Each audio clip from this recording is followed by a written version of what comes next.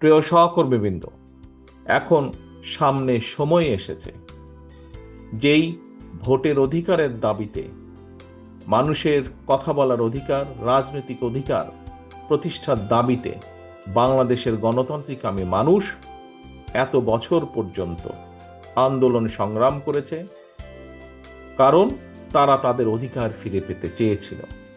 আজ সামনে সময় এসেছে বাংলাদেশের মানুষের অধিকার প্রতিষ্ঠিত করা। বাংলাদেশের মানুষের গণতান্ত্রিক অধিকার, রাজনৈতিক অধিকার, অর্থনৈতিক অধিকার প্রতিষ্ঠা করার সময় এবং সুযোগ এসেছে।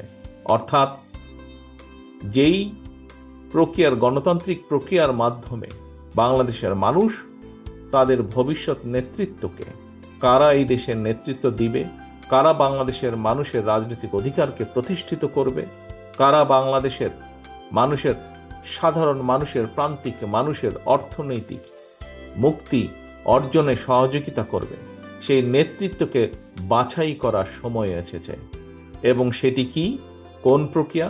গণতান্ত্রিকভাবে, অর্থাৎ ভোটের প্রক্রিয়ার মাধ্যমে, জাতীয় নির্বাচন বা ভোটের প্রক্রিয়ার মাধ্যমে বাংলাদেশের মানুষ সেই নেতৃত্বকে বাছাই করে নেবে। দেশকে ধ্বংস করে ফেলা হয়েছিল বিগত 15 বছর। এখন সময় এসেছে দেশকে গড়ে তোলার। আমরা দেশের মানুষের সামনে 1 মাস, 2 মাস বা 3 মাস আগেও নয়, আমরা আজ থেকে 2.5 বছর আগে প্রায় বাংলাদেশের মানুষের সামনে আমরা উপস্থাপন করেছি আমাদের 31 দফা দাবি। কি সেই 31 দফা? এর মধ্যে আপনারা কম বেশি প্রত্যেকেই ওয়াকেফাল আছেন, অবহিত আছেন এই 31 দফা নিয়ে। এই 31 দফাটা কি?